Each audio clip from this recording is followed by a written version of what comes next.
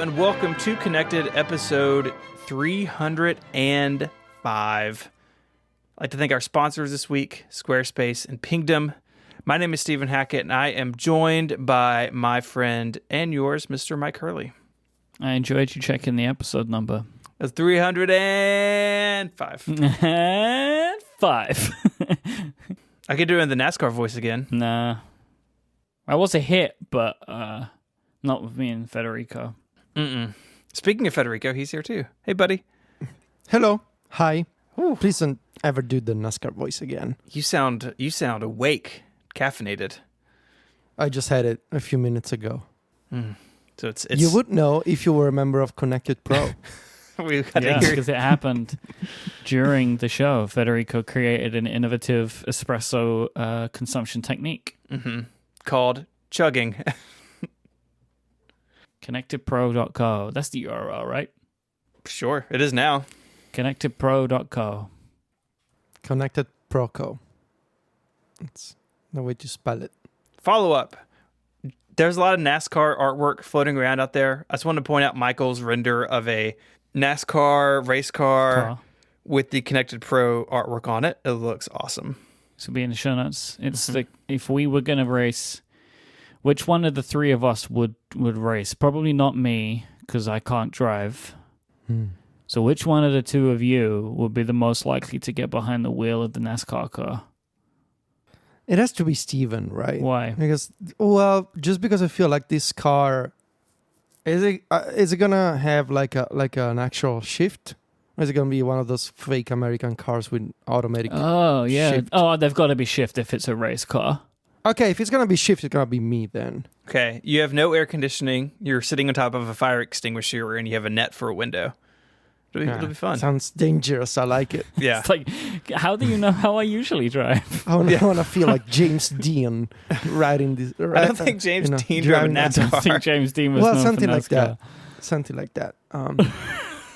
I know I'm gonna make Casey either very happy or very upset about my shift comment. Like He'll be happy. He believes in that. Yeah. That's the thing that's that he wants. one thing we like about Casey. Too bad they're all dying out, and it's a lost art. Can I tell y'all a story about? I was driving yesterday. And I was on the highway, and a big tractor trailer 18-wheeler thing ran over. I guess there was some gravel in the road. I'm not really sure, but kicked up some rocks, and I caught one basically dead center in my windshield, and now have a crack going both up God. and to the side of the impact. So on my list next week is have my windshield replaced in my truck. I'm not happy about this at all. It's very annoying. I saw that on your Instagram, I think. Sorry about that. Well, at least it didn't break the window. Oh yeah, that would have been bad news. I mean, it's safety glass, it's laminated somehow, so it's designed to sort of take a hit and be okay. But it's a bummer. I want to get it fixed because you can get ticket for it. Well, I mean, all glass is safety glass until it breaks. Well, you know what I mean. All glass has an impact level. So, anyways, I'm gonna get that taken care of. But Probably should. I don't want to get pulled over for it. Just replace it with a net. Yeah, like Federico's NASCAR. It's the windshield though. I feel like net on the side is okay. You don't want that in the front. Then that rock if you get would have a mosquito net, it will be fine enough that nothing's going to get in. It's not going to and catch a you'll rock at highway speeds. It broke glass. It's going to punch right through that net. Well, the glass didn't do a good job of it either, did it? Well, it didn't hit me, so in a way, it did its job. Just pull the net really tight. Like a trampoline. Yeah, it'll just bounce off. Yeah, windshield. You'll hit the truck back. You show them. Yeah, take that. That truck. There's a very connected episode of Upgrade this week that I think listeners of this show will enjoy if they haven't heard or don't listen to Upgrade, where Stephen came on the show and we reviewed the icons of the new macOS version. Because what is it called? What is the name of this version of macOS, Federico? No, Big Sur. Thank you. And Jason assumed the role of Federico. Nobody particularly asked him to, but he definitely did. And it's quite a wild episode of Upgrade. And I'm actually very pleased for it. So it's a fun one to listen to. It's episode 308. If you're looking for more japes from a tech show, then these are some more japes. There was definitely japes in this show. Big Tichy energy. He did have that BTE. Oh. Yeah. A little bit behind, not behind baseball, inside baseball. Behind the baseball. Behind the baseball. behind baseball. A little behind Everything's baseball behind for you. baseball right now, am I right? Can't keep a control of that baseball season over there, can you? No, it's out of hand What, already. it lasts like 6 days? Oh, boy. Yeah. Way to go, Miami. Ruining it for everybody. Yeah. We were going to record this. It was going to be like half an hour, right? I was going to come on. We were going to record it first, and then like y'all would just do the rest of the show, and then in edit you would drop me and my segment in the middle. It's not unusual. Yeah. It's kind of how we do these things if there's a guest, right? So you can cut them loose. They don't have to stick around for an hour and a half. And it was important for me because I had a show that afternoon. I was like, I can't do a whole episode of Upgrade. Well, we basically did. It's basically most of the episode because it got off the rails. It's over an hour of the episode was just the three of us being Icons. silly about icons. Yeah. But it's very fun. We ended up throwing out a bunch of the episode that we hadn't yet recorded, and so but it's better for it. So it's good if people want to listen to it. There's also tons of chapters, which was really difficult to put together, but it works. So there's like chapter art for all of the icons so you can compare them. So yeah, it was a fun episode. All right, let's move into some tiny topics. And I wanted to talk to y'all about Due, D-U-E, because all of these names sound the same when I say them. Has to always be, like, every time I ever mention it, Due, D-U-E. Yeah. Due. Due. Not D-E-W, not D-O. D-O. So this is an app that I think most people, at least, primarily use it on my iPhone. It's a reminders app, but its trick is that it can remind you endlessly almost to do something. It's persistent. Like the reminder will keep occurring until you actually check it off. Like if you can leave it, like if you ignore the first notification, most applications it's just then, oh, well, that's that. But Due will keep notifying you. It will keep sending more and more notifications until you go into the app or like from the notification actually remove the reminder, which is very good. It's a very fun feature, and it's super helpful for things like taking medicine, like that kind of stuff, right? It's like it's really good for stuff like that. Yep. But the Mac app has been pretty bad for a long time. I would imagine most people use this on their phone. This is the type of tool that I think is really useful on the phone. And the good news is there's a new version on the Mac. John over at Mac Stories reviewed it, so go check that out. It'll be in the show notes. Really nice visual overhaul, looks much nicer. And I kind of want to see, like, is this something that you guys use on the Mac? Is it just an iPhone thing for you? And then I want to talk a little bit about the pricing. Just an iPhone thing. I don't even use Due on my iPad. Like, it is an iPhone application for me. Like, that's where I use it. What I find interesting about this revision on the Mac is that the design is completely different and quite opinionated. Like, there's some real big typography decisions and stuff, which I find interesting. Like, I wonder if the developer's gonna bring this design style over to iOS too. But it's quite peculiar, I feel, to see a design refresh happen on a multi-platform application, but the Mac gets the design change first. That doesn't really feel like a thing that happens very much anymore. Yeah, I don't use it. Oh, do you not? You used to, though. You have, or at least you have used it, haven't you? I have at some point, and I feel like it was just making me very anxious. Okay. So, like, this idea of it keeps reminding you until you do something.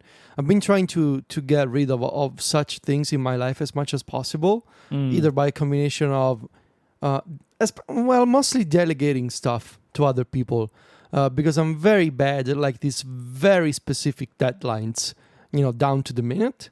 Well, let me tell you, like, I don't put any work stuff in here. So, like, the things that I have in Due right now is, like, to get up and stretch every few hours, to text my mom every day, and to do the washing up. They're the only things that are currently in Due, and I add things here or there, but they're the stuff that I have repeating. Like, there's no quote-unquote tasks in there. you know? Yeah, but I do those anyway. You know how much I speak with my mom. Like, you know. Yeah, but this is like me. This is the game of like, I want to be the first person to send the text message, right? Like, this is the thing with my mom. Love you, mom. You're not listening, but I love you. But like, if I get the message in first, it's important rather than she contacts me and it's like, oh, so you still alive? You know what I mean? Like, so you're fine then, are you over there? So got to get that message in, can't forget. So like, I have that reminder every day. But yes, I've been around you. It's inescapable. Mm-hmm. So yeah, and I don't really have anything other than, you know, I guess get up every couple of hours and stretch. But that's. I also have my medicine in here because like, if I don't have a reminder for my pills in the morning, I will forget them, even though I take them twice a day, every single day. So like, who's an old man now, huh? Me. I have my medicine in it too. And I feel very lucky. I don't have any medicine to take. Well, although I've had my fair share of medicine. I was going to say, so you've done your penance. It kind of compensates for that. Of the three of us, I would have assumed you would definitely have medicine. I think that's really great to hear that you don't. No, man, I'm totally free. Totally drug free. Do you want some pills? Do you want Very some? nice. I got some extras if you need I them. can mail you some. No, I'm good. But yeah, it sort of compensates for before. So yeah, I totally get it. It makes sense for medicine. Yeah, you took all your pills, right? Like all the pills you're ever going to have to take, you've taken them already. Many of those. I think that's how that works, right? You just did them all at once. I did it before. Oh dear. So anyway, pricing? Yeah, pricing. So how this is working is that the Mac app is a separate $15 purchase from the iOS and iPad OS version. I think a lot of developers are doing this, right? Even in the age of Catalyst. And I don't think this is built on Catalyst. I don't think it is. It doesn't look like it is. I can't imagine it would be because it doesn't look anything like the iPhone app. So I have no complaints about that. Separate Mac app, that's totally cool. After that, it's $10 a year. And if you stop paying, basically any any updates that you've gotten through the subscription will remain available. So you're paying for sort of updates, future features. This is the Sketch model, right? Where you keep, like you maintain access to what you paid for, but the new stuff you don't get, which I also think Working Copy uses on iOS. The iOS Stew app, by the way, has a similar thing. It's $6.99 and then $5 a year. I think this is quite an interesting model. Like, I think it's I'm cool with it, really. It's not bad. Yeah. I don't feel you're right. Like Sketch would be the big player who does this. But it's an interesting proposition, I would say. I guess it can get a little tricky if you stop paying and then a few months later or like a couple of years later you decide to subscribe again. It can get complicated to keep track of like this timeline. It does feel complicated. I mean, from a development perspective, I bet this adds in a lot of it, like complication, but like checking like all the things that you paid for before, because there's got to be so many lines drawn, right? Exactly. Like now you consider this as part of the purchase and this as part of the in-app purchase, but I'm coming to it a year after I've purchased. How do I get all of it seems complicated. Yeah. It's definitely easier to say, look, it's $10 a month. Either you like it or not. But yeah, it's nice to have this, some apps trying something different from the usual subscription stuff. Also, I think Agenda probably does this. So it is semi-popular among indie developers, I would say. Yeah. It's an interesting model for sure. I'm trying to work out what the point of the model is, right? So like, what is the thinking that like you're still making people pay you and you still want a subscription because it is the best model for you as a developer to get that revenue, but you're trying to stop people from getting mad at you by saying you don't have to pay me except the one time. I think there's a part of the problem that it's trying to solve is the idea that you're renting software. So they're trying to say the things you paid for, you own them. So those features are yours. Right. And if you stop paying, it's not like we need to kick you out of the house. You can keep those features. I guess that's the primary point here. It's interesting, right? Because it is a business model which is created and is essentially the same as an 4Pay app turning into a subscription. Right? It's the same thing, but we're just doing it all up front. So rather than saying, oh, we're now a subscription company, if you want new features, you have to give me money every year, which is happening a lot, right? That happened in Fantastical, and lots of people got upset because they thought, like, I've bought this once and it's mine forever. But it's the same outcome of, like, you give some amount of money and then get continuing features moving forward. But that's the proposition at first, right? Like, everyone in theory can know about it up front rather than it being, like, quote unquote a bait and switch, right? I guess that's like kind of the model. And it's different to some applications, say like a Carrot Weather, where you get a subscription and it's for an additional feature set, but it doesn't mean you won't get any other new features. Right. It's quite confusing, isn't it? All this stuff. All this stuff to can keep get track of. very confusing. Yeah. I would kind of like it if everyone could just agree on one thing, but that's assuming everyone could just chill. Yeah, well, yeah, that too. But like that's assuming though that there's a one size fits all to business models, which is just simply not the case. But it seems like I just downloaded it. It also seems like the upgrade pass, which is what they're calling the net purchase, also unlocks more features, and so it's kind of a mix.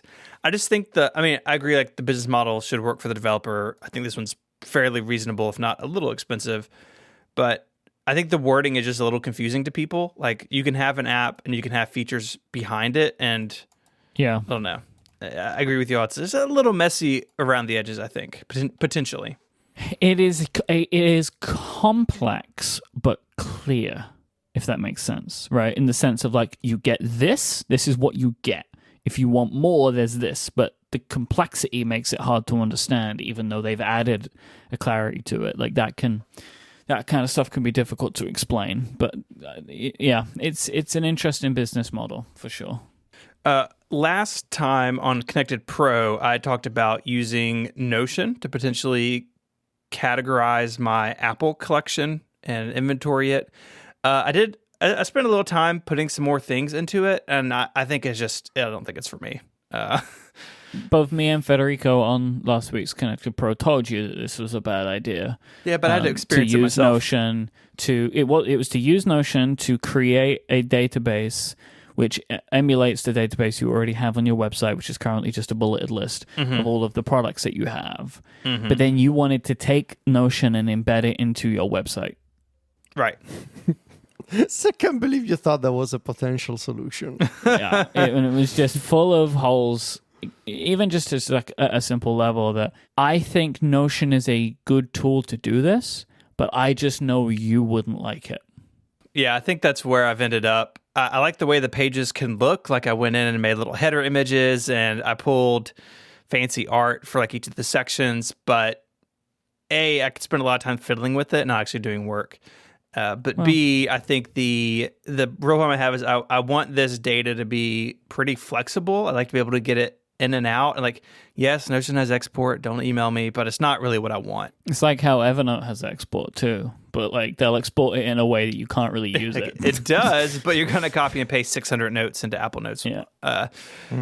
So I don't really know what I'm going to look at, because I do want to do something more than just the list I have on 512, because there's other things I'd like to have. Like, I'd like to have the model what name. Notion would be good for is that you could drill down. So you could be like, click into desktops, then you could click into Mac Pros, and then there's these Mac Pros. Like, that kind of model, that kind of structure is kind of cool. Yeah. And I built all of that, and it was neat, but I'd like additional fields. And I could do all this in plain text, but I would like, 12-inch iBook G4, and then the AppleCare name, late 2005, and then maybe some specs about it, or a notes field, so I'd like this to be a more robust inventory system. Have you looked into any online wiki tools? That felt all like just the same amount of overhead that Notion would have. So Sure. honestly, what I'm thinking right now is it may be as simple as something like a Google Sheet with a tab for desktop, notebook, etc. And I could embed that if I wanted to, if people wanted to look through it or link to it in a read-only Yeah. fashion. Please don't embed anything on your website. I thought about Airtable as well, but Airtable just does way more than what I need for this. So not Yeah. doing that. Why can't you just do a bunch of pages? Because I would just like the data to be a little more structured than it is. But still You flexible. can make it structured. You can make a bunch of pages, have a table of contents, and everything links to sub pages and Yeah. all that kind of stuff. Yeah. So anyways, we'll see where this goes. I think you should have a wiki, like an actual wiki. That's what I Or think it that, should be. or that, because isn't it like open source and you can roll your own? Yeah, I could put it on the server that WordPress runs Yeah. on and like have it as its own little I thing. think it should be a wiki. I could do it in iWeb. That's a bad Could do idea. it in iWeb probably, which would feel realistic. Yeah. Could iWeb make wikis? I don't think so. Okay, Hmm. but I think a wiki is what you want here. Wiki. Everything else is messy for what you're looking for. I think that's your best option. This episode of Connected is brought to you by Pingdom from SolarWinds. Do you have a website? And I know both of you do. I do. And does that website have a shopping cart or a registration form or a contact page? If you have those things in your life, then you need Pingdom because nobody wants their critical website transactions to fail. That means a bad experience for your users and could mean lost business if they can't hit that buy now button or get to that shopping cart page. But the good news is you can set up transaction monitoring with Pingdom. It will alert you when cart checkout forms and login pages are failing before they affect your customers and your business. Pingdom will let you know the moment any of these fail in whatever way is best for you. You can customize how you're alerted and who is alerted depending on the severity of the outage. Pingdom cares about your users having the smoothest site experience possible. And if disaster strikes, you'll be the first to know. It's super easy to get started with Pingdom. All you have to do is go to pingdom.com/relayfm for a 14-day free trial with no credit card required. And when you sign up, use the code CONNECTED at checkout to get a huge 30% off your first invoice. Our thanks to Pingdom from SolarWinds for their support of this show and Relay FM. So quite literally, as we are recording the show right now, Tim Cook and Sundar Pichai, Jeff Bezos, and Mark Zuckerberg are participating in a hearing with the U.S. Congress House Antitrust Subcommittee. Each of the CEOs is being quizzed on various antitrust and anti-competitive issues. Like, it's happening right now. It ended up getting delayed by like an hour, so I think I just checked while Stephen was reading a Pingdom ad, and Tim Cook is beginning his portion, I believe, or is at least talking now. And honestly, like, I expect there's going to be an element of frustration to trying to follow along with these things, as there always is, as you will have varying levels of technical know-how across the Congress people that are quizzing them. So what will come out of this hearing, I don't know. I mean, it could be of interest, and if it is, we'll follow up. But what I wanted to talk about right now is really the thing that's probably the most interesting thing to talk about, which is Tim Cook's statement that he was going to make was published beforehand. All four CEOs had I believe they actually have to submit them in advance, so they also published them. Apple published what looked to be a scanned PDF, which was very weird, but that's what they did. So it was published. And I wanted to go through a selection of quotes and talk about them. But I have a question I want to ask maybe Stephen in advance to see if he knows the answer. Is it legal for Tim Cook to lie to Congress? If they're put under oath, then no, he cannot lie. I don't know if these hearings in particular were under oath. Maybe someone in the chat room who is watching this could tell us, but I believe they have to tell the truth. And can he, like, willfully misguide rather than lie? Like, tell a half-truth? I don't think so. I mean, I think the idea is you are here as a trusted witness, and you don't want to commit perjury. And the definition of perjury is you are not telling the entire truth. Okay. Well, let's keep that in mind as we go through some of these statements, shall we? Yeah. I mean, look. Yeah. People play the game, right? They go through and they answer how they want to answer, or they answer other questions. That's really the thing that people do, is they're asked a question and they just say something else. So they're confirming in the Discord that they were sworn in. Okay. Because some of these statements are challenging if you look at them in that light. So I'm not saying they're lies, but they don't feel complete truth to me in some instances. All right, so I've picked out a selection of quotes from the statement that Cook has given. So after beginning with 500 apps, today the App Store hosts more than 1.7 million, only 60 of which are Apple software. Clearly, if Apple is a gatekeeper, what we have done is to open the gate wider. We want to get every app we can on the store, not keep them off. How do you feel about that statement? Personally, I feel very weird about it. Okay. Because I don't really get the argument of comparing the total number of available apps from third-party developers on the store versus the 60 made by Apple, because there's a critical difference there. Apple provides you with built-in apps for key tasks for your phone. And obviously, developers can make alternatives. However, the big issue there is that, yes, if you just run the numbers, there's a huge divide between 1.7 million and 60.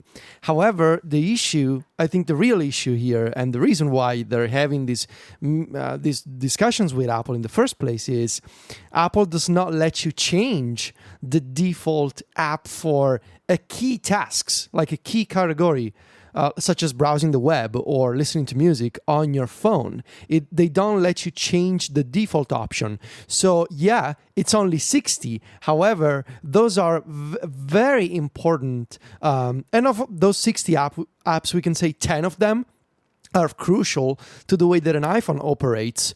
And also, what's even stranger in seeing this statement is how of those 60 apps, at the very least, 4 of them, App Store, Music, TV, and News, they come with the subscription service built in. So Apple Arcade, Apple Music, Apple TV Plus, and Apple News Plus, that directly competes with alternatives from the App Store. So there's basically, like, this is a textbook conflict of interest right there, where the platform owner that makes the rules that third-party developers need to follow, it also competes with those other developers directly on the App Store for similar products, for similar services. So essentially, the party making the rules is also putting others at a direct disadvantage.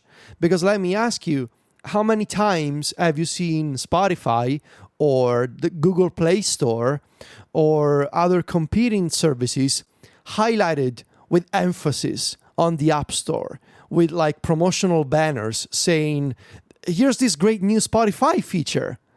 If it was an even competition, even if it was a fair competition, you would see equal promotion for all of those services. But it's not an equal competition, because Apple is putting others at direct disadvantage, in that you have this weird scenario where Apple makes the rules, others have to follow the rules, but it just so happens that Apple also makes services that directly compete with those developers. I think Tim is making two points in one here, which I think is trying to like maybe misdirect a little bit. So one is the thing that you're talking about, which is how they're trying to say that it's a free and open market because we only make 60 out of the 1.7 million applications, which would be a very fair point if most of those applications were not pre-installed on the device, right?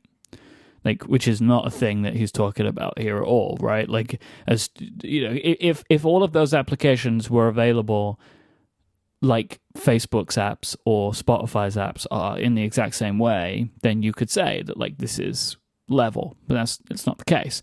I mean, and also, I mean, I am a person who believes in kind of like capitalism, right? Like I have views from socialism and capitalism in my own personal belief set. I am mostly okay with the idea of Apple and Google putting their own applications on the devices that they sell. Like, just from like a basic level, I'm okay with that. There is a lot of wavy lines where things get complicated, but just like at a core level, I'm totally fine with the fact that Apple ships an email application, right? Doesn't bother me. I can choose to move off if I want to.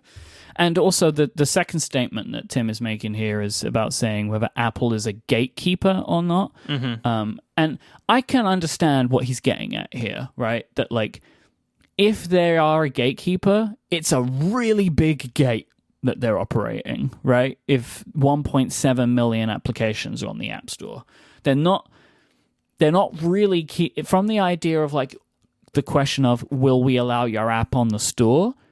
Vast majority of the time, that answer is yes, we will, right? Right. It's about the problem is why he's in front of Congress is the restrictions placed on apps after they're allowed through the gate. Exactly, which we're going to get to. We're doing this piece by piece, right? And that is a very good point. But like, and this is again, it's like the smoke and mirrors that all of these CEOs will be trying to show here is like they're trying to take things piece by piece to build their case. So let's move on. When the App Store was created, the prevailing distribution options available to software developers at the time did not work well. Brick-and-mortar stores charged high fees and had limited reach. Physical media like CDs had to be shipped and were hard to update. I like this because how many Mac customers bought all their software at Apple stores, like Apple brick-and-mortar stores. Like, you were in this business, you're still in this business.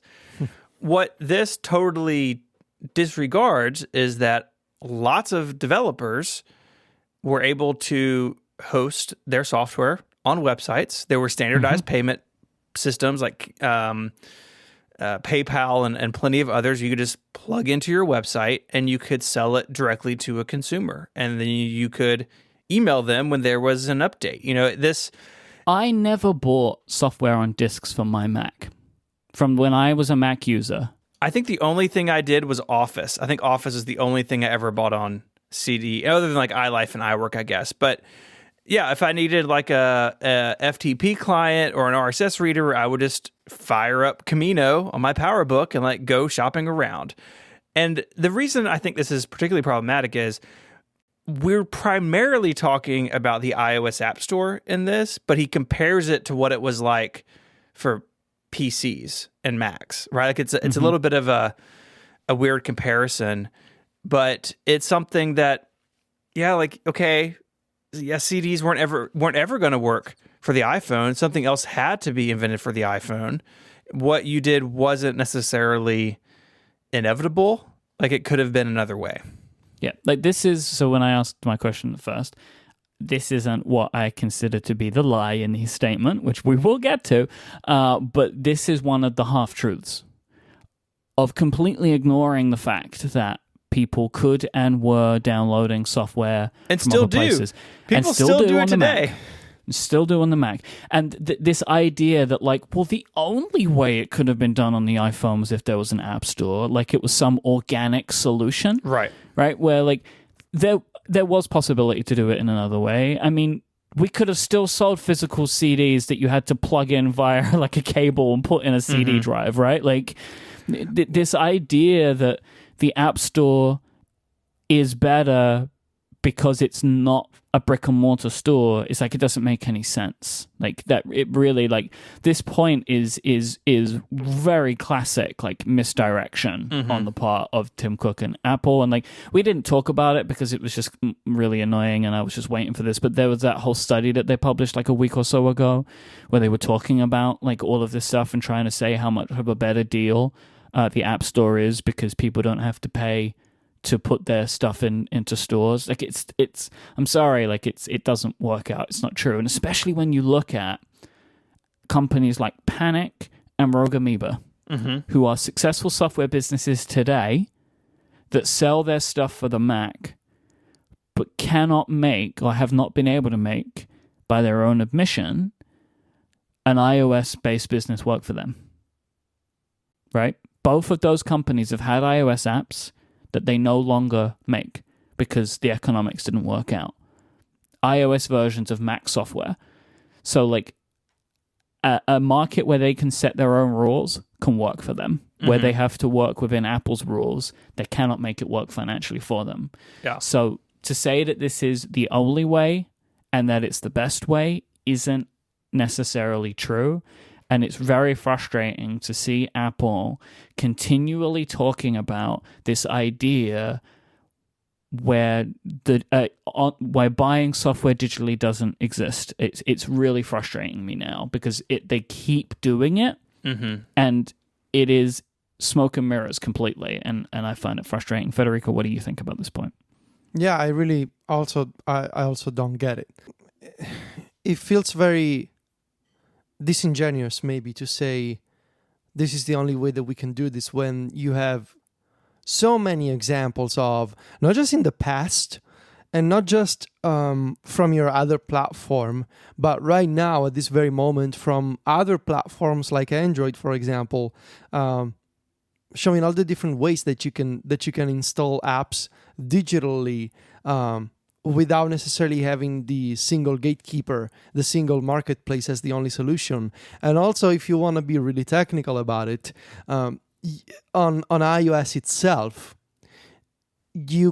Apple has right now systems to install apps without the App Store, such as TestFlight, such as installing corporate apps, enterprise apps via certificates that prove the point wrong. So this is totally your decision to make the App Store the only marketplace for consumers. It is not a truth that exists on its own. It's something that you decided. So I really hope that they question Tim Cook about this one, because this is something that you thought should be the only way. It's not necessarily and technically the only way. The thing that I think about in hearing that is the iTunes Music Store. The App Store was based on the Music Store in the beginning. Like even in like iTunes Connect, there were like weird music fields for years when you went to go upload an app. Yeah. They looked the same, they worked the same way.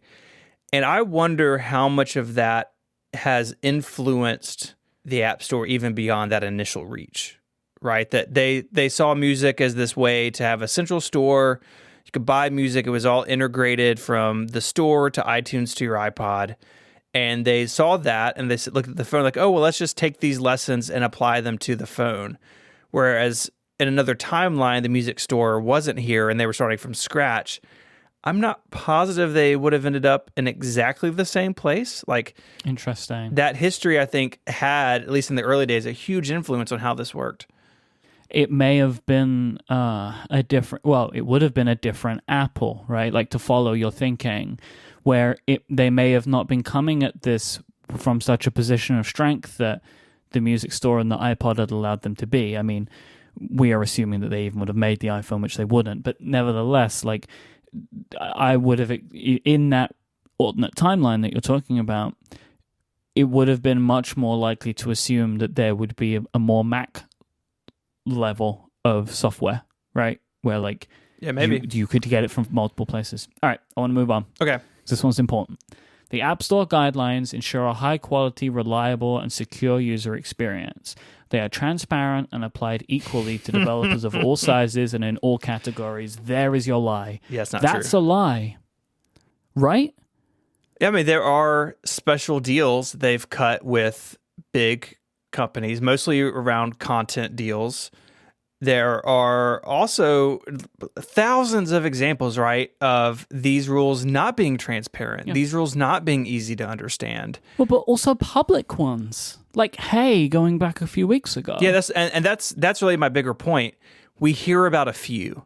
How many small developers with no Twitter following, with aren't on podcasts, go through this and we never hear about them, right? Yep. It's the few that to me make me wonder about the many, and it's not clear. Apple changes things; they're not clear on when they change things. They were, I mean, this is ancient history now, but when they launched the App Store, the entire platform was under an NDA. Developers couldn't talk to each other at all. And they lifted that in 2008. That's a long time ago. But if you go back and read in that time, I have a link in the show notes about this. They said, people have stolen our work from us in the past, and we thought an NDA was important to protect that. And I think Apple, even today, views itself as this company that's way smaller and way less powerful than it is, and they make decisions based out of that, and developers are stuck holding the bag. You know that the way that they get out of this one, it's semantics. They didn't say the App Store rules. They said the App Store guidelines.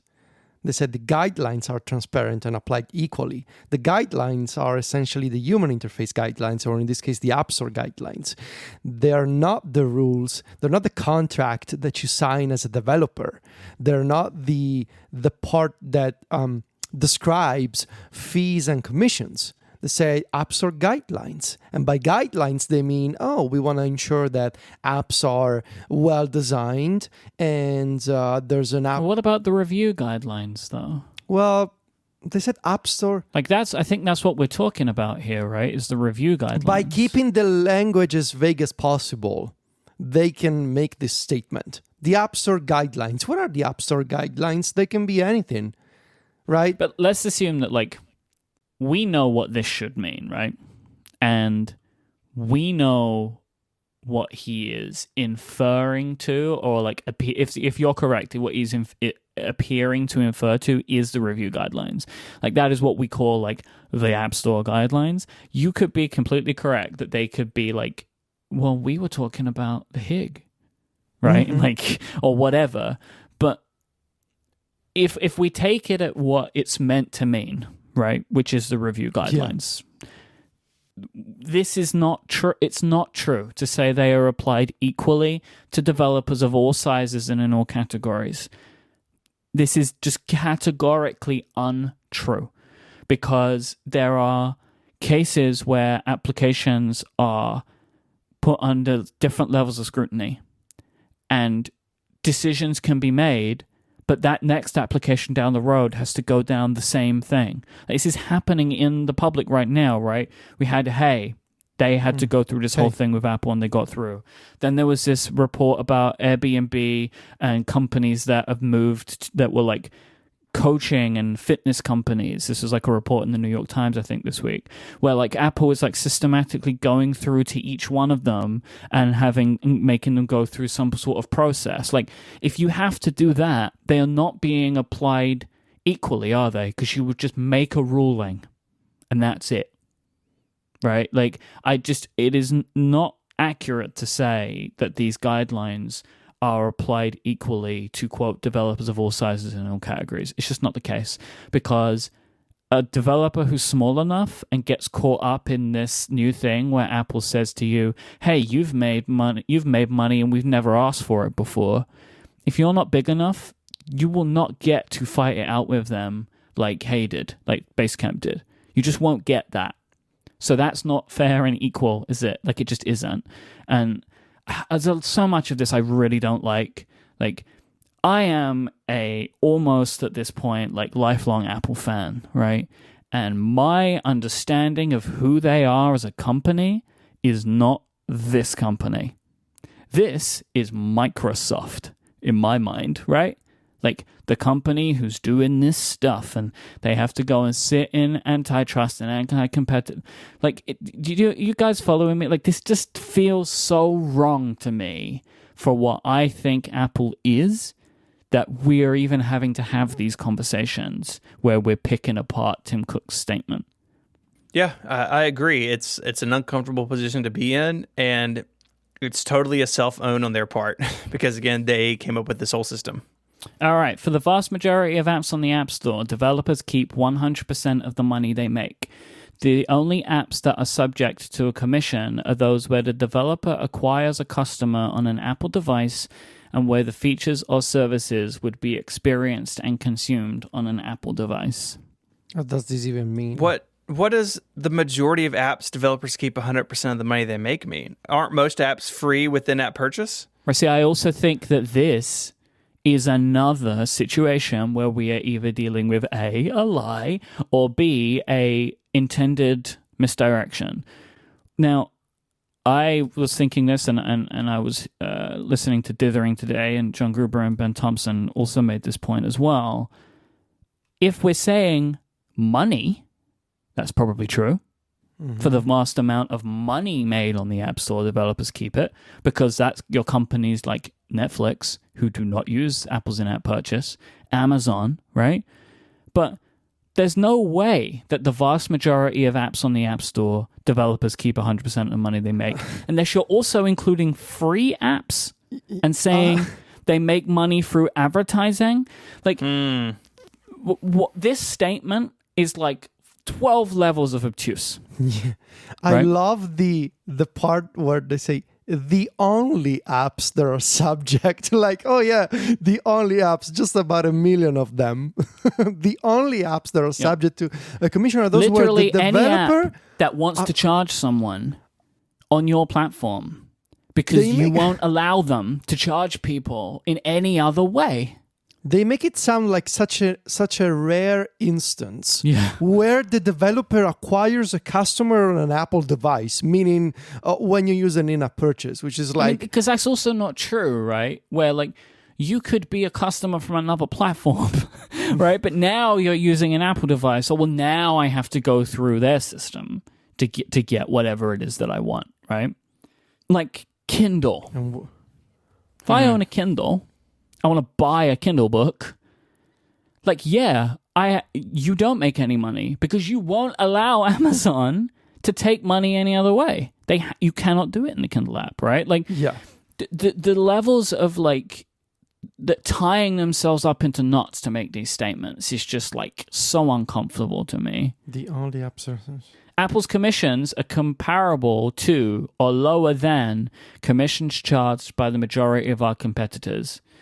And they are vastly lower than the 50 to 70% software developers paid to distribute their work before we launched the App Store. Okay, this one is just perfect.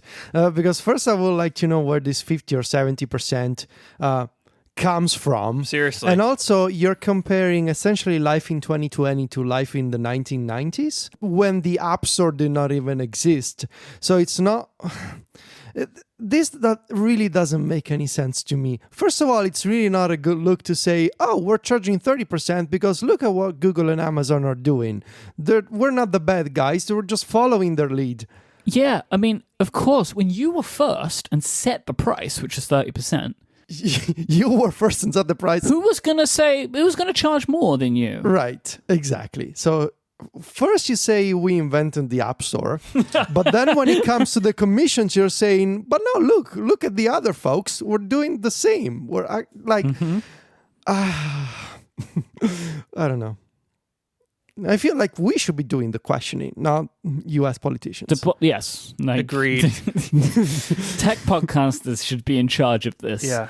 Like, I hate all of it, right? Like, and most of the time, and I always can ultimately separate the political side of Apple and the part that I love, right? It's in the same way that I spent a lot of, I don't even know if it was this year anymore, being angry about what Cook was doing for Trump, right?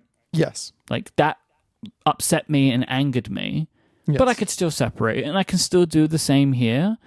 I think I'm just frustrated about the fact that I have to, because... You know, I think you can make an argument like for a lot of the companies, even the companies that Apple is sitting up against there with today, about kind of like, how much money do you need, right? How much money do you need as a company? Now, a lot of Apple's competitors, they don't have the profit levels that Apple has. They don't have the cash on hand that Apple has. So there's an argument that they can make of like, well, we need to make all this money and be so ruthless because we have to pay our people and run our business, right? But Apple makes so much money, right? They have, I don't know, they have like billions, trillions of cash in the bank now. Like, how much more money do you need to actually make, right? Like, how much more do you need? And I know that there's this whole question of like, and I get it, right? Because we're going to talk about this. tomorrow with the earnings, Apple has a responsibility to their shareholders, right? Like, I understand all of that, but there's just this like real conflict of like, do you really have to push developers for this 30% the way that you do? Like, how much of your bottom line is that? I don't know. This is so complicated. And this statement, it just made me so angry when I read it, that I'm happy that you two allowed me to pick it apart. Yes. I also have a very difficult time trying to separate disagreeing with the company that otherwise I really like because I like their products on this kind of stuff, political stuff and antitrust matters, because like I really like my phone and I really like using apps and I make my living on this stuff, but also I fundamentally disagree with a lot of these things. So it's, really complex feelings going on right now, essentially. I mean, I agree with you, but I think that's good, right? I think people who pledge allegiance to any of these companies and just agree with everything they say or do, like you've gone too far, right? These are corporations. They don't really care about us, and they are extremely multifaceted, right? I think Apple makes the best tech products in the world. That's why I use them and why I talk about them for a living. Do they do things in politics and with the environment that I love? Absolutely, more than ever. Yes. But then it comes to this and other antitrust issues, and all the big tech companies have, guilt on their heads over this stuff. And that is, I think, in a way, it may be an inevitable side effect of companies being this big, right? If you talk about breaking up companies, I don't know how you break up Apple. I mean, it's easier to think about that with other companies, like Facebook has to get rid of Instagram and WhatsApp. Amazon has to divorce the store and AWS. I don't know how you would split up Apple, but I do think there are things Apple can, could, and should do to alleviate some of these issues. I think that there are steps forward they could take to make this more tenable for developers and for users, because a lot of this stuff is anti-user, right? When you download the Netflix app and it doesn't do anything, you have to figure out to go out on the web and sign up and give them your credit card, when it'd be way easier just to tap the button in the app and sign up, and you get the benefit of things like Apple Pay or the App Store subscription or sign in with Apple. All those things that make your account safer and better, you can't have because Apple wants their 30%. And if Netflix were to play ball, and they used to do this, as did others, it was 30% more expensive to do it in the app than on the web because some developers just pass that cost along. All that is bad for customers. All that's bad for developers. And turns out Apple needs those people if they want to keep making that cash. I may be wrong about this, and I want to revisit what I'm about to say, maybe in a couple of years, see if I got it right or not. But I have a strong feeling that this is not going to go well for these companies. I just feel like, historically speaking, whenever the US government or also the European Union, they start having these conversations, right? These hearings about monopoly and antitrust, I feel like the deal is pretty much done.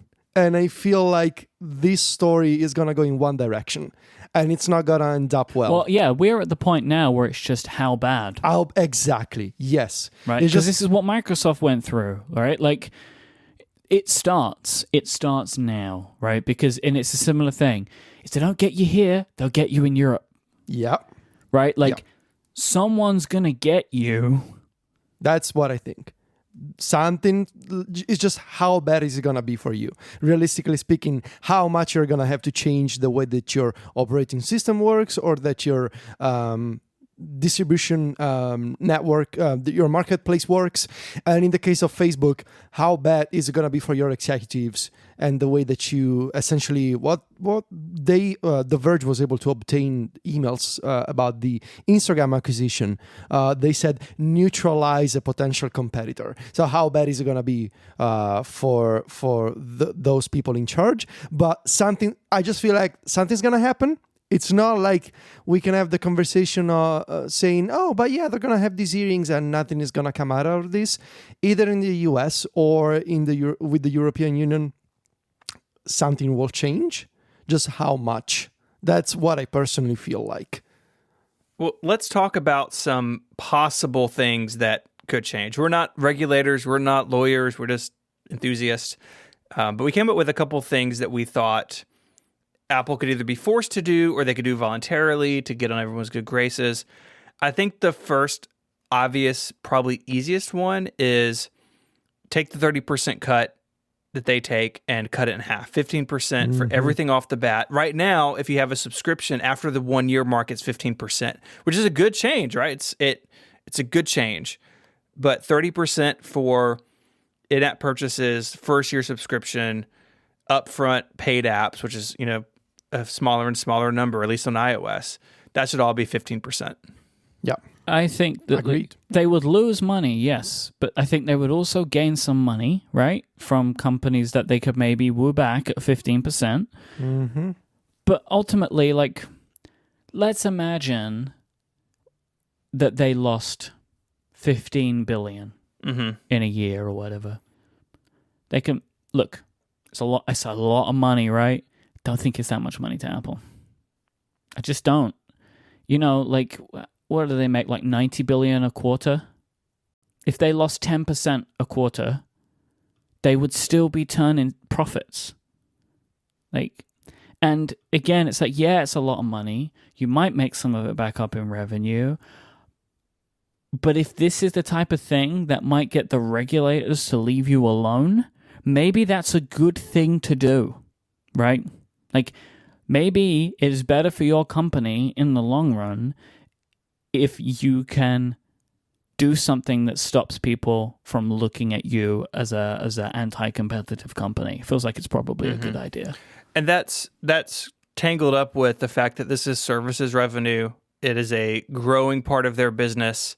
In their quarterly earnings, which you mentioned are this week on July 30th, that is the area of growth that Wall Street looks at, and they would be jeopardizing this is why they that. won't do it. Yeah. And this is also why they have become increasingly tough on this point, especially over the last couple of years, because they need to show growth in this area for multiple reasons now, because it's their only growth area, and also because Apple's doing more in services, and because they don't break it out.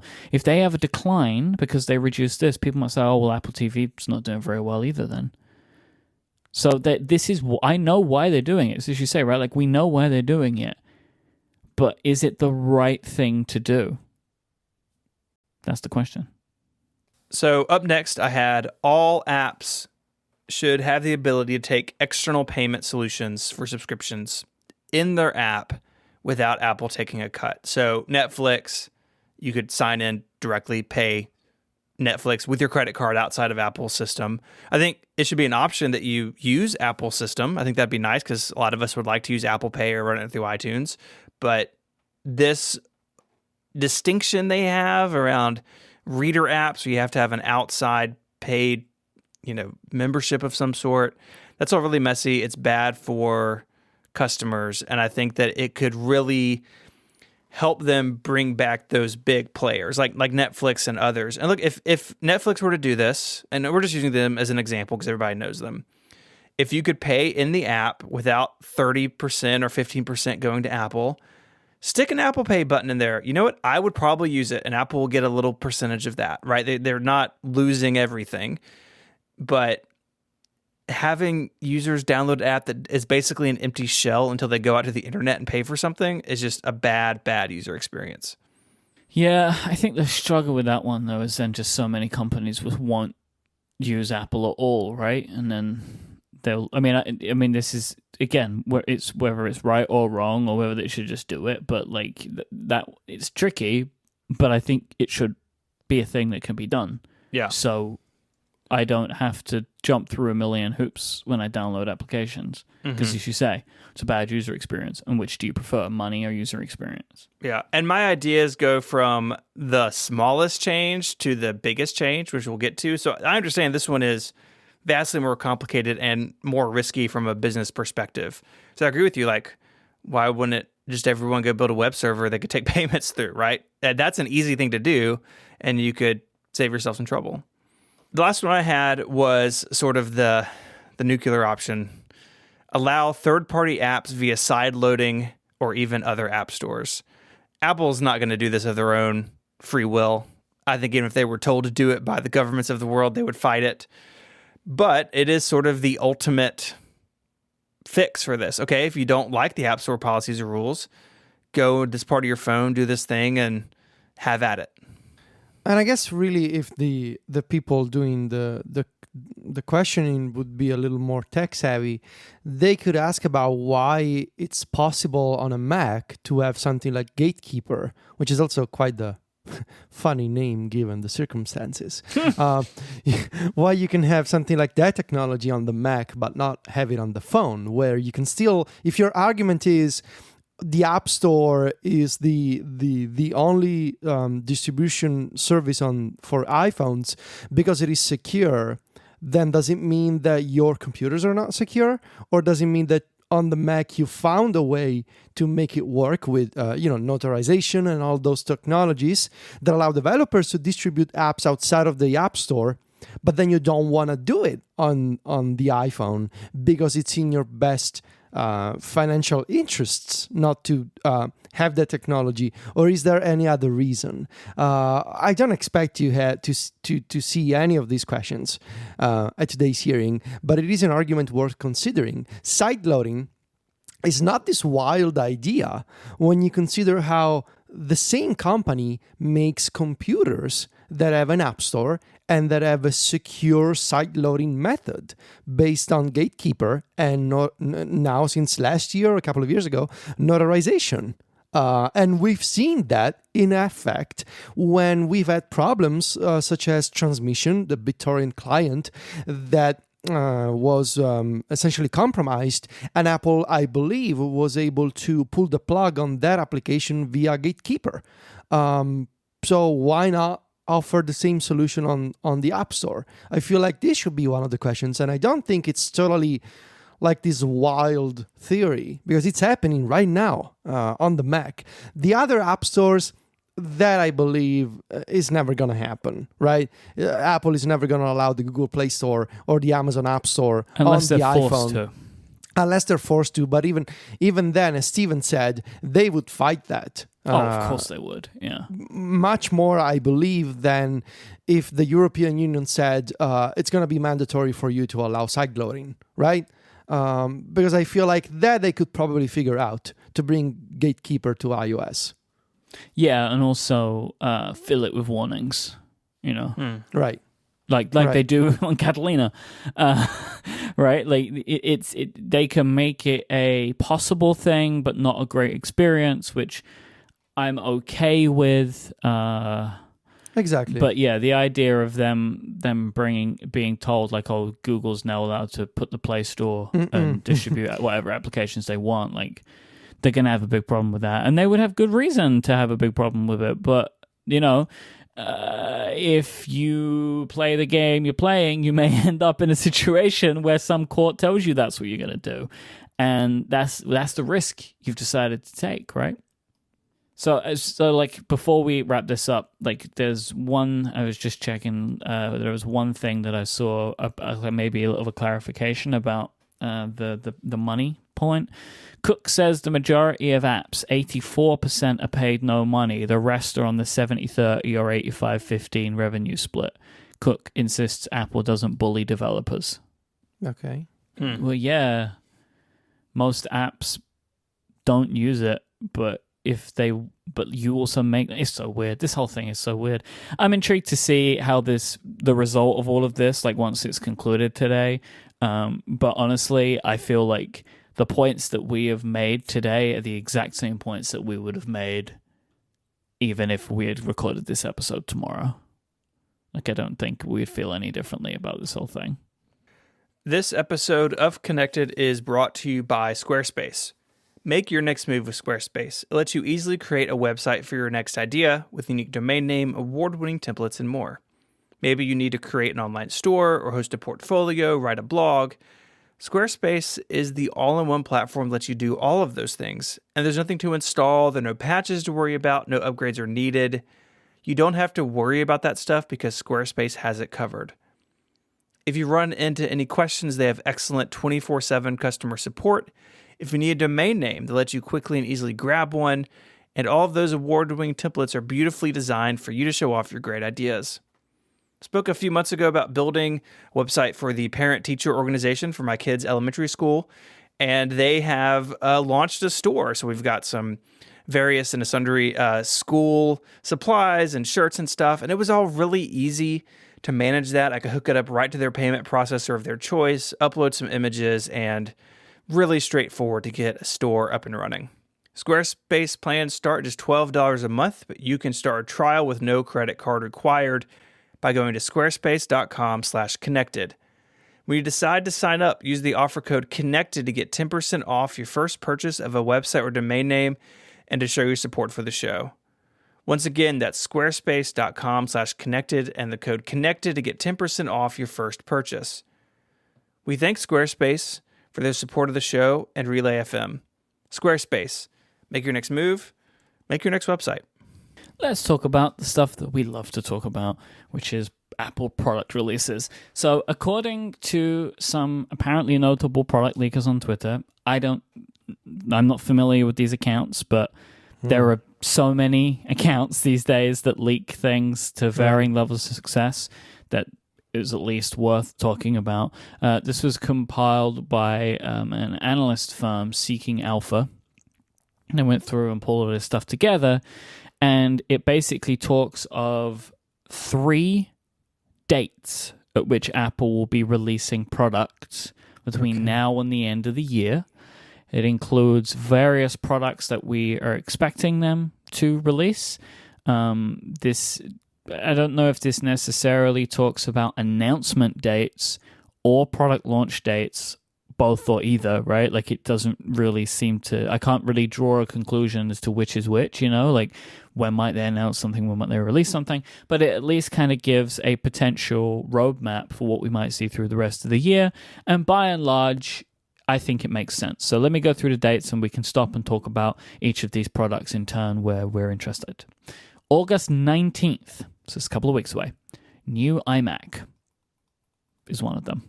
So there are varying levels of rumor about this iMac. Some say it's brand new. Some say it looks like the old one. Some say it's Intel. Some say it's Intel with Apple Silicon, or a combination, or none of them. It's not a combination. I can promise you that. Not a combination. I think that this is a spec bump to the Intel iMac as we know it. It's been the same since 2012. I wrote about that on Mac Stories. Federico didn't read it, but it's on the site. And I just read it if it was on my website. I just don't see them like coming out of the gates with the new iMac design and there's a new Apple Silicon iMac around the corner. I think this is going to be the holdover. I expect it to kind of be the last Intel iMac, I think. And so I wouldn't get too excited about a new design. But while I was talking about the iMac, so I looked into these Twitter accounts and they get some stuff right, but there's also some like really dumb stuff in here. So one of these tweets says, this person also said the August iMac would be in memory of Steve Jobs. They said in memory of Steve Jobs. Steve Jobs. Oh, well, who knows who that is? But the 9th anniversary of Jobs stepping down as CEO is next month. Like, A, you don't do anything for the 9th anniversary of anything.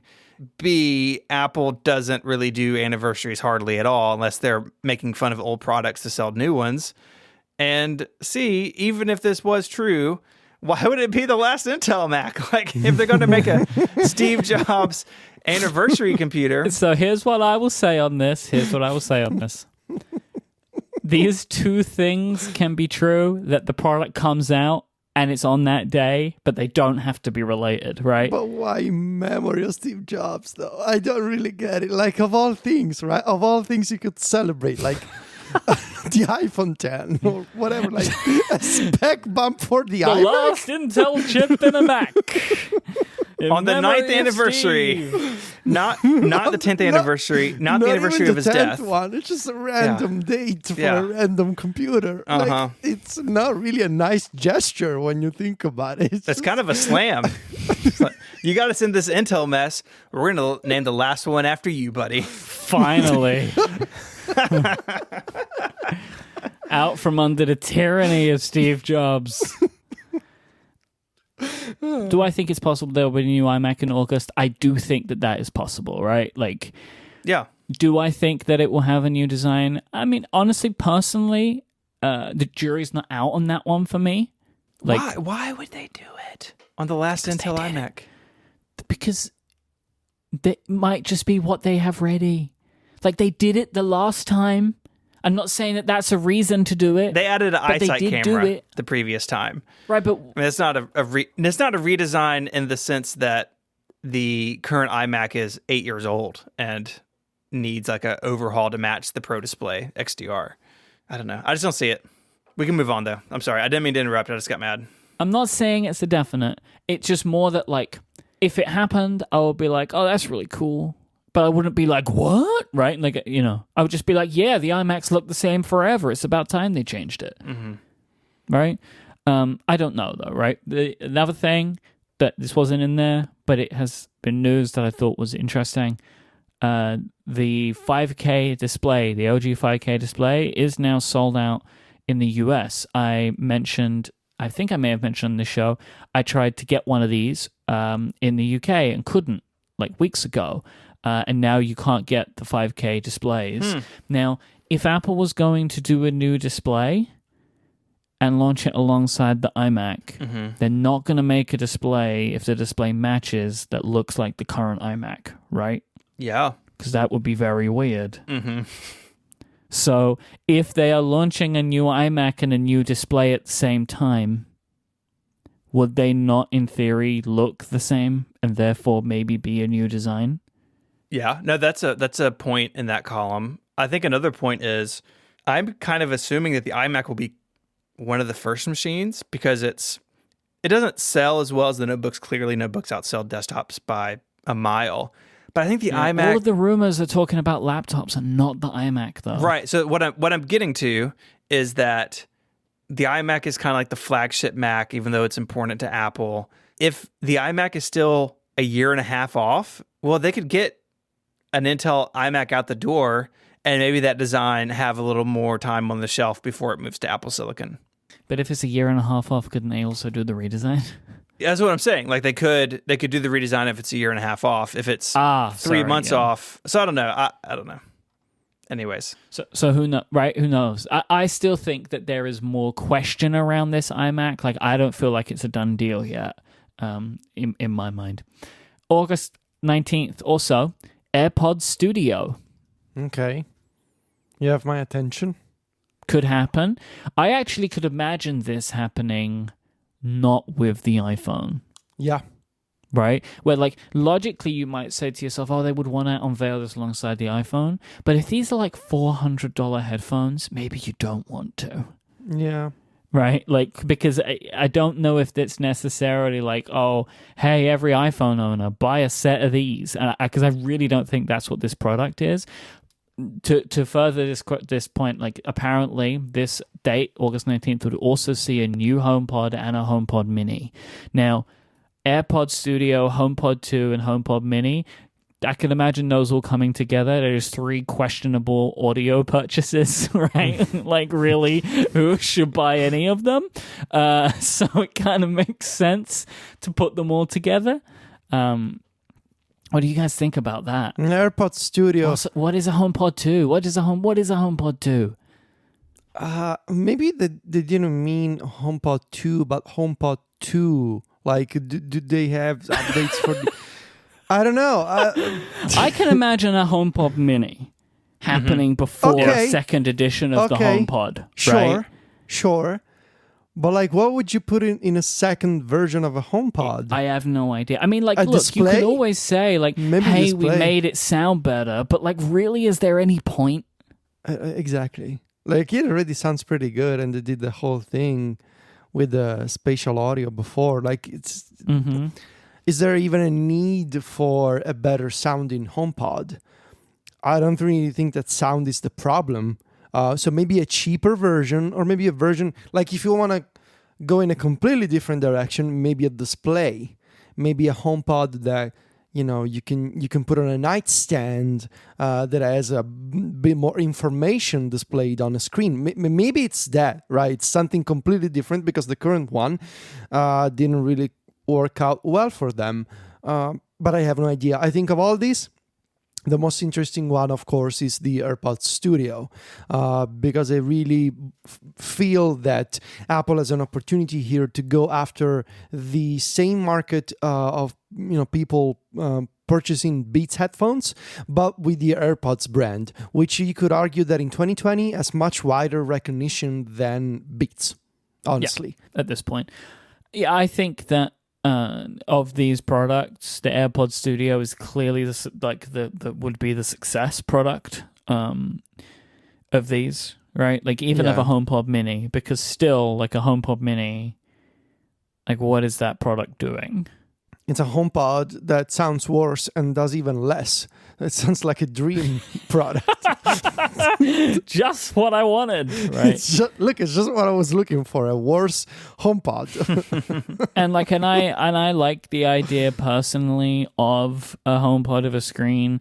Kyle's freaking out in the chat room because he thinks that he's seen the Matrix, that they'll put widgets on it, which that could make sense. I do not. They'll only be down the left-hand side. Foresee Apple making a HomePod with a screen on it. That's a good joke. I like that one. But I don't see it happening. I for the time being. We don't even have real widgets on iPad. Imagine on a HomePod. That seems like a great idea, but like a very optimistic idea. Seems like a lot. It's like a lot of product development to put into a product which isn't done very well. Yeah. I think seems like a tad too much. All right, so we move on to September 8th. Oh no! Why does it have to be September 8th? Why can't it be September 28th? That would be 12. Much better. No. iPhone 12 being shown off September 8th. I mean, if it was shown off on September 8th, no, I would be surprised if it still came out in September. I really do not think we are getting a new iPhone released this side of October, right? I don't think it's going to happen. I would be intrigued to be proven wrong. I would like to be proven wrong. I would like my iPhone sooner, always, right? But I don't see it. No, I don't want it sooner. I want it as late as possible. But what I'm going to say, which I hate to say, Federico, is that they show off the new iPhone because between September 8th and October 8th, iOS 14 comes out. No. Okay. Right? That the only reason I can imagine you would have an event that early is if iOS comes out before it's coming out still in September. Otherwise, if it's not coming out in October, why would you have the event on September 8th? Right? Surely you don't want to destroy your iPhone sales for a 3-week period. That's a lot of money even at that time of year. But I don't know. Right? I don't know.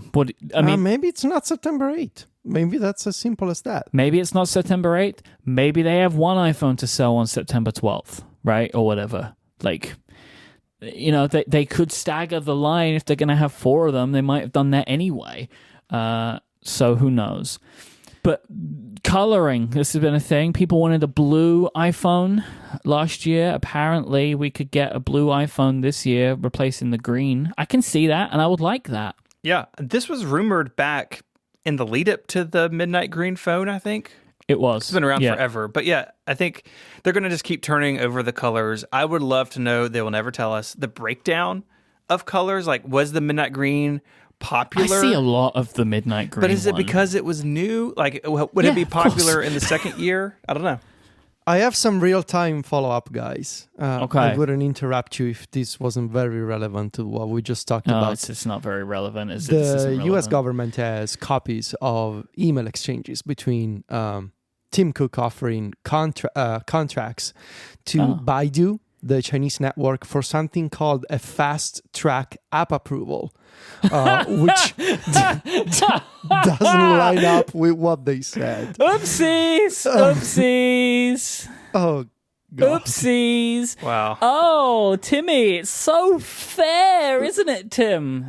See? You bunch of liars. There's also one where Steve Jobs apparently suggests cutting off Joe Hewitt, who wrote the first Facebook iPhone app.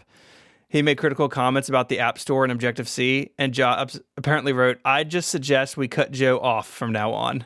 anything Steve Jobs said, like, I don't want to enter that into evidence personally because it was such a long time ago. I mean, look, they're naming an iMac after him. You got to do something. It's like, thanks, Steve. We're gonna name this iMac after you now. But like that one is like, yeah, that's really bad. But like also, I don't know. But this was this Tim Cook named in this Baidu thing?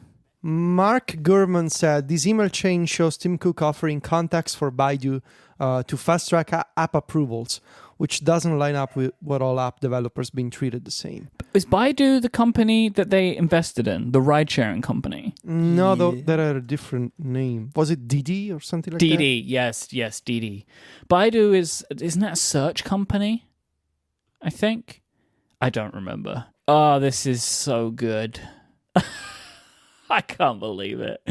I mean, look, we knew, right? Like, logic dictated that this stuff happens all the time. Like, because of course, right? Like, if I'm running this business, I have people working on the Facebook account to fast track app approvals. Right. I mean, but I also wouldn't lie about that, right? Like, I would say, like, yeah, of course.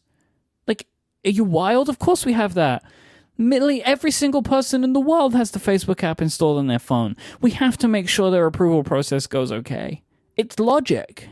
Well, it came out about the Uber app that they were doing what would they call it? It was Gray something was like the project name, where they would do all of these things to like shadow ban users and tinker with ratings and all this stuff. And they had it set up where the app would check its location, and if it was in Apple's campus where review happens, those features wouldn't be there.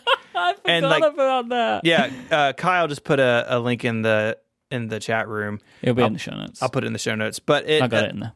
Mike put it in the show notes, everybody. Just so I want my attribution. Hey, Federico, damn it. Mike put it in the show notes. And then like there's this phone call, right? Like what's his name from Uber who got kicked out, and Tim Cook like have a phone call and they get scolded. Like Apple needs, or at least wants, the Uber app on the iPhone, and so they're willing to play games where if a small app the argument was if a small app developer did this, they would just be banned. But because it's Uber, they get leeway.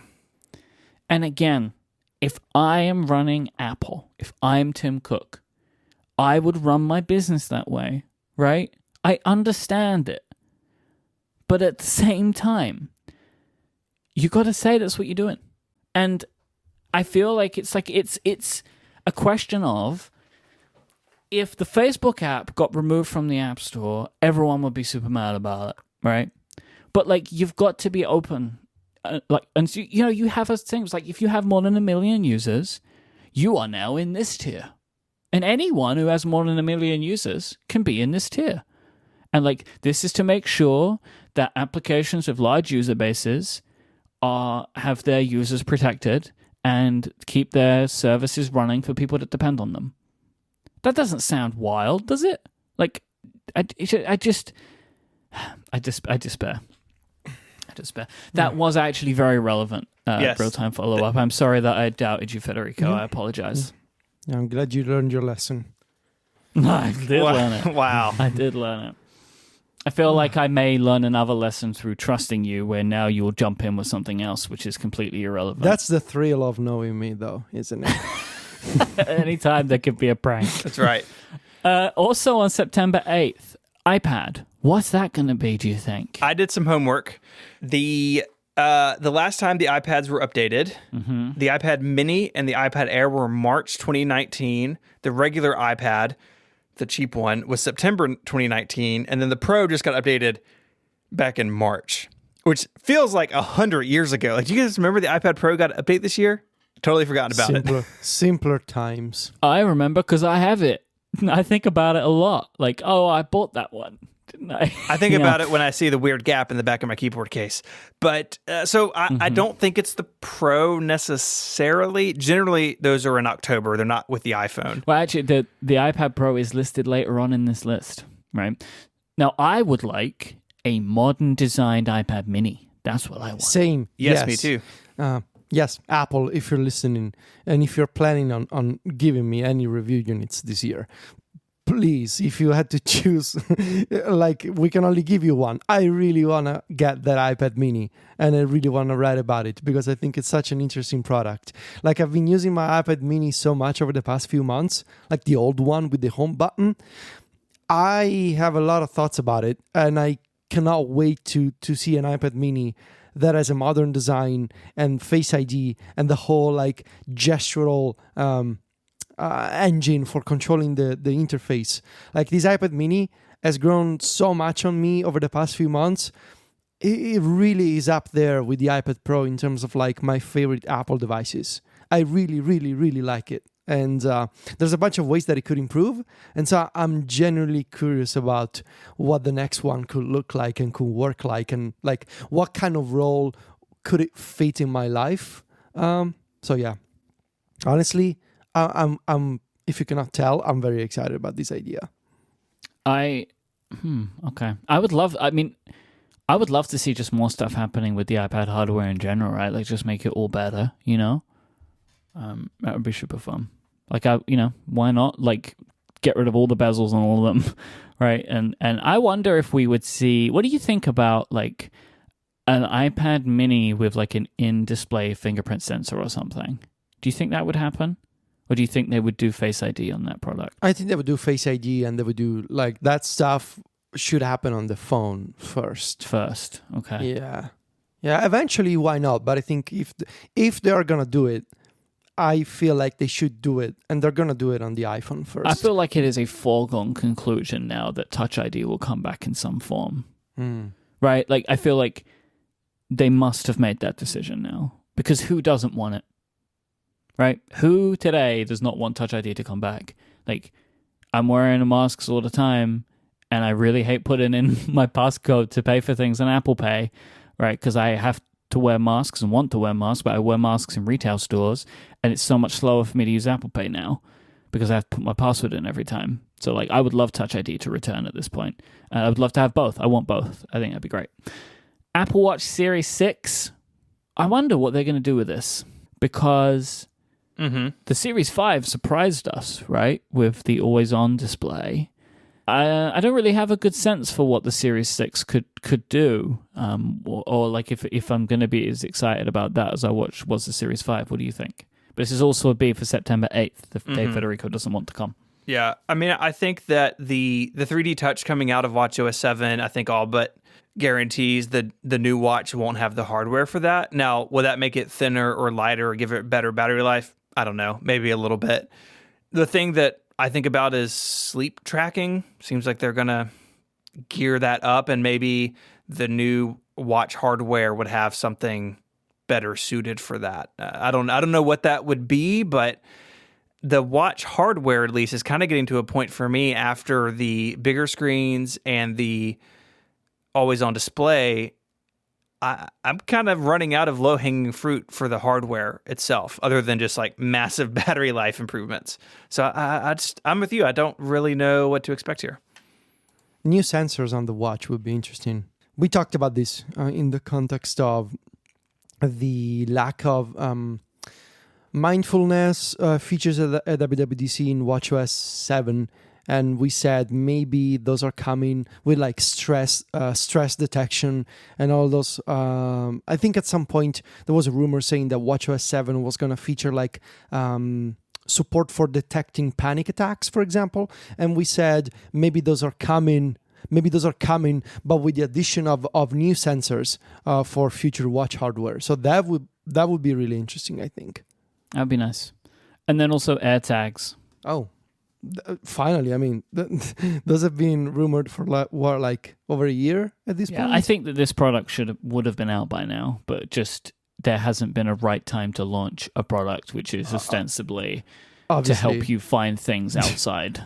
Yeah, right. Like not the right market to produce this product in. I mean, the only reason I could imagine Apple would put this out is because they will allow third parties to have this with iOS 14. So with the Find My integration. Yeah. And then finally, October 27th, Apple Silicon MacBook and MacBook Pro 13-inch, apparently, coming towards the end of the year. Stephen, what do you think? I like the idea of there being a consumer and a professional notebook, so we can start to see how Apple could separate those lines a little bit with Apple Silicon. I also assume this is the MacBook Air. I don't think this actually means like the 12-inch MacBook is coming back. But having an Air, good consumer notebook, thin and light, and then you have a Pro that could be thin and light but drastically faster. Like I want to see how they start to tease those lines out. I kind of assumed there'd be desktops early on, like a Mac Mini or an iMac. Like we said earlier, the iMac may be further off. But if they're going to do notebooks, I think having these two is a interesting choice. And they're the most popular ones, right? Like most people don't buy a 16-inch MacBook Pro. Most people buy a 13-inch MacBook Pro or a MacBook Air. And so getting Apple Silicon into their most popular Macs off the bat will be a real move of strength. iPad Pro, what would this be? 5G is an obvious one. Yeah. Wait, Stephen, what did you just say? I said fake G. Oh, thanks. Just wanted to double check there. Uh, Yeah, 5G. I mean, but you would. So my thinking would be that like the current iPad Pro with just 5G in it would seem a bit weird, right? Like I feel like that's two nothing updates. So like I feel like if they're gonna put 5G in an iPad this year, it should probably have some other stuff in it too. I mean, I expect a spec bump, right? It's still rocking the variant of the A12, so move that up to the A13 or 14 and put 5G in it. I think between those two things, like performance increase, maybe a little bit better camera, better networking, that's an iPad update. I think they're done jerking the sizes around. You know, they did that for a while in the iPad Pro. Like every time there was a new one, the sizes were slightly different. I think they've settled in now, and I expect it to resume more predictable updates, at least for a little while. A bigger iPad Pro, though, would be interesting, especially in the year when you're introducing features such as multi-column. It would be a really nice demo to have an iPad Pro that lets you use multiple apps and multiple columns in iPadOS 14. Like, this is a personal wish of mine. I've long wanted to have like a 15 or 16-inch iPad Pro. Just a thought. I don't think it's ever been rumored even, but it would be interesting to consider as a potential way to keep tweaking the sizes without like introducing a new size rather than tweaking the existing lineup. There was also the rumor of the mini LED display.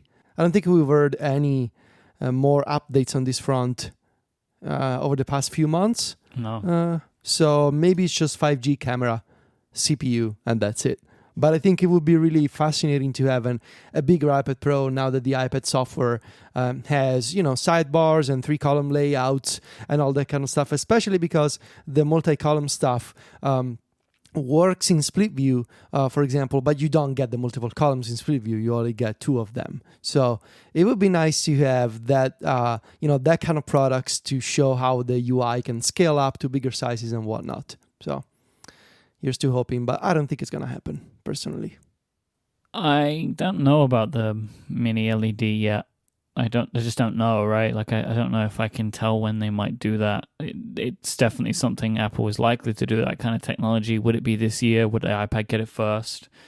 Possibly. Would I love a bigger iPad? Yes. Just why not, right? I would love like a 15, 16, 17-inch iPad that just sits in a permanent position. Like, I want that. That is a device that I would love. The last thing, really finishing this off with a bang for that October 27th event, Apple TV 4K. Wow. Yes. So forget everything I said about the iPad mini. This is the product I want. This is the one, right? This is the one. Yes. I don't know what this is. I mean, my expectation is mostly just to get it off the chip that it's on. I don't even remember what chip it's on. Right. So maybe both the HomePod and the Apple TV, if they come out this year, is primarily to get them off those chips. But you would expect they've got to also maybe do at least something with both of them. I have no idea what you would do with the Apple TV. Like, I really don't know what they would do with that. Well, I have an idea. Okay. Redesigning the remote would be a good first step. have an actual remote for actual people. Yeah. That would be a good change. I cannot think of anything that the Apple TV does not handle well performance wise. Obviously, nobody, like no actual human being right now, has an 8K television. So that's out of the question for now. So I'm gonna say maybe redesign the remote and make it smaller if possible, because the footprint for small apartments and whatnot. I mean, it's already small, but why not?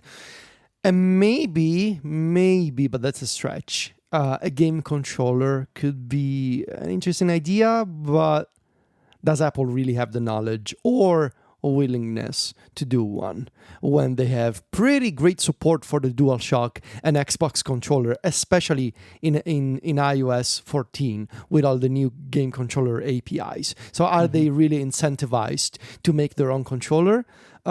Maybe if they can sell it at a premium, but I don't really know if they want to do one. So I'm going to say redesign the remote and make it smaller and cheaper. I will say, if we get all of this year, it'd be a nice way to end the year. It's a lot of things, right? Mm-hmm. Maybe I won't get so mad about Tim Cook anymore. We'll find out. Only time will tell. Yes. He's the gatekeeper to ARM Macs. Come on. Mm-hmm. All right, if you want to find links to stuff we spoke about, head on over to the website, relay.fm/connected/305. I was on a show the other day and said the wrong show name in the URL. It was very embarrassing. Which one was it, and what did you do? On Ungenius, I said liftoff. Did you? I did, yeah. I didn't even notice it? I didn't either. In the edit, I didn't notice it. Oh, boy. Gone, out the door. Oh, boy.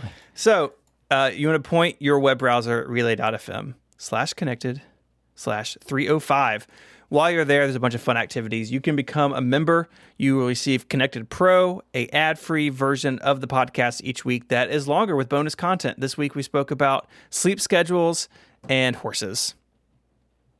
That's as good as it sounds. It's true. And also vacations. Yes. When we were 16 years old. If you are a member, thank you so much for your support. You can also send us an email from the website with feedback or follow-up, or you can find us on Twitter. Mike is there as IMYKE. Mike, name another podcast you're on. The Test Drivers. We just did an episode comparing the OnePlus Nord and Asus ROG phone. Gaming phone. Gaming phone versus cheap phone. Federico can be found on Twitter at Viticci, Viticci. He is the editor-in-chief of MacStories.net and is hard at work on his iOS 14, iPadOS 14 review. I'm very excited to see it. Me too. Can't wait to see it. You can find me on Twitter as ISMH. I host a bunch of shows here on Relay as well, and you can find my writing at 512pixels.net. I'd like to thank our sponsors, Pingdom and Squarespace. Until next week, gentlemen, say goodbye. Arrivederci. Cheerio. Bye, y'all.